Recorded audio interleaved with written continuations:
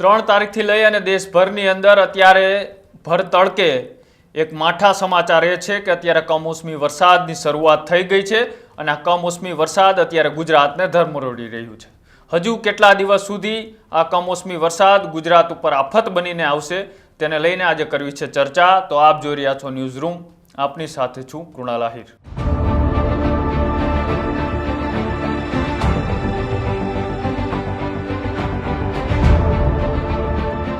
બંગાળની ખાડીમાં low pressure સર્જાતા આગાહીકાર અને હવામાન વિભાગે અગાઉ જ જાહેરાત કરી દીધી હતી કે 3 તારીખથી લઈ અને 10 તારીખ સુધી ગુજરાતના અલગ અલગ વિસ્તારોની અંદર હવામાનમાં પલટો આવી શકે છે। ગઈકાલથી જ આની અસર ગુજરાતની અંદર શરૂ થઈ ગઈ છે। ગઈકાલથી જ ઉત્તર ગુજરાત હોય, અમદાવાદ અને સૌરાષ્ટ્રના મોટાભાગના વિસ્તારોની અંદર ક્યાંક ભારે પવન તો ક્યાંક હળવા પવન સાથે વરસાદની શરૂઆત થઈ ગઈ છે। ખેડૂતો માટે ખૂબ માઠા સમાચાર છે, કેમ કે અત્યારે ખેડૂતો માટે અત્યારે સિઝન એટલે કે પાક લેવાની તૈયારી છે। તો બીજી બાજુ જો હવામાન આવું ને આવું રહેશે તો જે કેરીનો પાક ઉગાડનાર જે ખેડૂતો છે, ખેડૂતો માટે અત્યારે પણ એક ચિંતાનો વિષય છે, કેમ કે અત્યારે ગુજરાતની અંદર કેરીની સિઝન આવી રહી છે અને જો આ કમોસમી વરસાદ અને પવન પડે તો તેને કેરીના પાકને ખૂબ મોટું નુકસાન થઈ શકે છે। હજુ પણ ગુજરાતના અલગ અલગ વિસ્તારોની અંદર હવામાન વિભાગે આગાહી કરી છે આગામી 1 સપ્તાહ સુધી ગુજરાતની અંદર વરસાદ પડી શકે છે। આગાહીકારની સાથે સાથે હવામાન વિભાગના નિષ્ણાત એવા પરેશ ગોસ્વામીએ શું કહ્યું તે પણ તમે એકવાર સાંભળો। રાજ્યના અનેક વિસ્તારોની અંદર અત્યારે માવઠાનો માહોલ જોવા મળી રહ્યો છે, જેમાં ઘણા સમયથી આપણું એક અનુમાન હતું કે 3 મે 2025 થી લઈ અને 10 મે 2025 વચ્ચે રાજ્યના અનેક વિસ્તારોમાં ગાજવીજ અને પવન સાથે માવઠું થશે।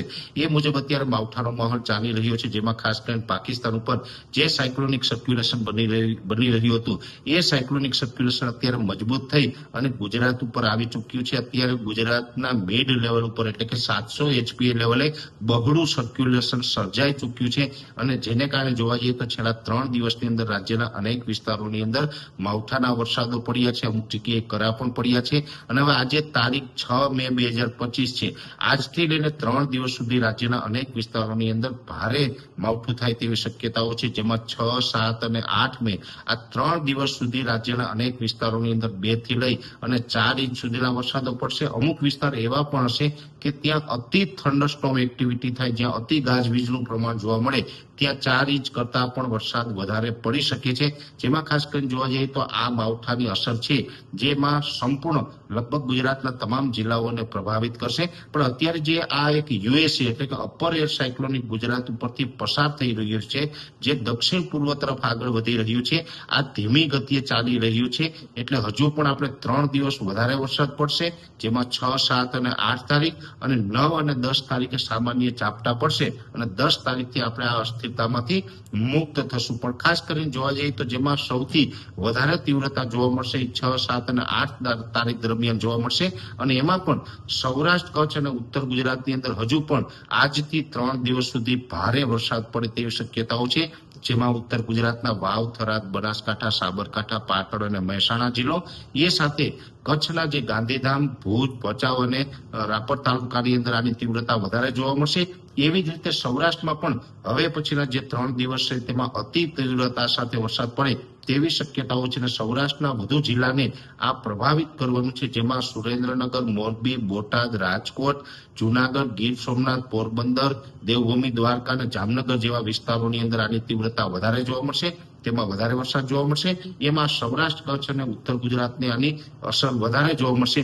બીજા વિસ્તારોની અંદર પણ હળવા ભારે વરસાદો છે એ ચાલુ રહેશે, જેમાં મધ્ય ગુજરાતના ભાગો હોય, અમદાવાદ, ગાંધીનગર, આણંદ, નડિયાદ જેવા વિસ્તારો હોય, અથવા તો દાહોદ, ગોધરા અને છોટાઉદેપુર હોય કે દક્ષિણ ગુજરાતના તમામ ભાગો હોય, ઓલ ઓવર ગુજરાતની અંદર આમ તો આ માવઠાની અસર જોવા મળશે।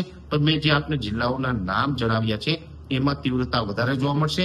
આજે 6 મે 2025 ના રોજ આ જે યુએસસી છે, અપર એર સાયક્લોનિક છે, અત્યારે ગુજરાતના મિડ લેવલ ઉપર આવી ચૂક્યું છે અને ગુજરાત ઉપરથી પસાર થઈ રહ્યું છે, પણ ખૂબ ધીમી ગતિએ પસાર થઈ રહ્યું છે, જેથી કરીને આની અસર છે આપણે 10 મે 2000 સુધી કન્ટિન્યુ જોવા મળશે। ખાસ કરીને જે વિસ્તારોમાં આ વરસાદો પડશે ત્યાં ગાજવીજ અને પવનનું પ્રમાણ છે થોડુંક વધારે જોવા મળશે।